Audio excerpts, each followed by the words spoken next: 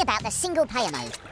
Well, there's hours and hours of content for you in the single player mode, and it's divided into two separate components. We've got the campaign mode and the puzzle mode. The campaign mode is probably a good place for people to start if they're unfamiliar with Worms games, or maybe they're experienced players and they just want to see the new features we've implemented, such as the Worms classes, the physics objects or the dynamic water. There's 32 missions altogether, and that's spread out over the 4 different themes. We'll start you off gently. There's the training missions to get you going, and then by the end of it we've really upped the ante, and if you're not an experienced Worms player, by the time you get to mission 32 then you never will be.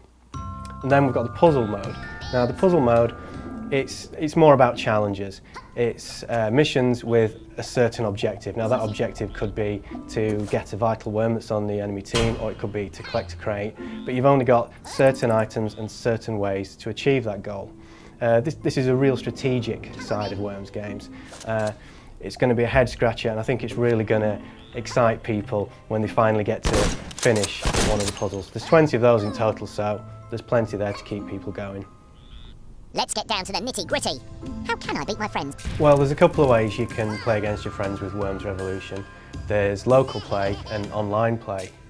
Local play, it's the social side of Worms really. That's where you get 3 of your mates round to your house, all 4 of you sit on the sofa, and you can either grab 4 pads or you can get 1 pad and pass it round, and you can enjoy the banter and the fun that goes with playing Worms with people in the room with you. And there's nothing better in local play than seeing the expression on your mates' faces as you drop their last worm into the water.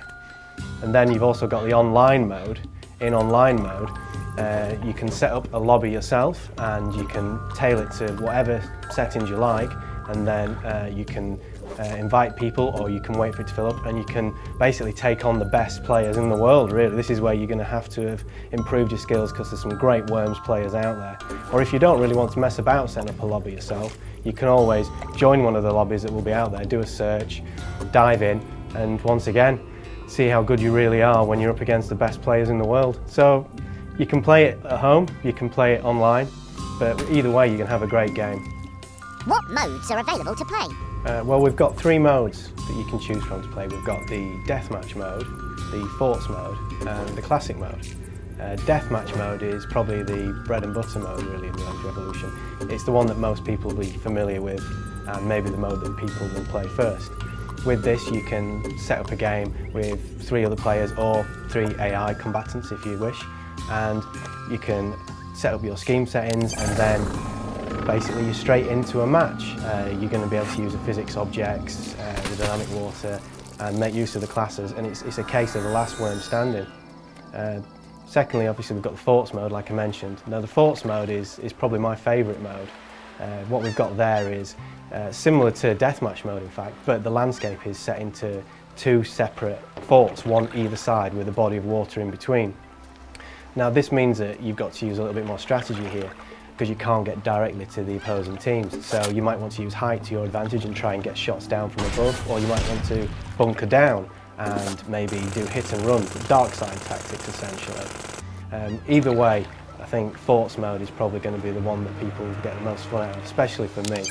Aside from the fact it looks beautiful as well, I think it's probably one of the most beautiful landscapes we've created, the forts mode. And lastly, we've got the classic mode.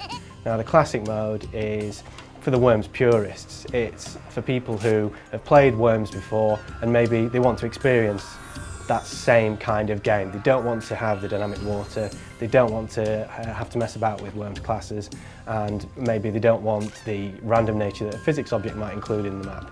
So that's all removed, and they can get on with playing Worms classically as it was originally intended. So there's something for everyone really in all the games modes.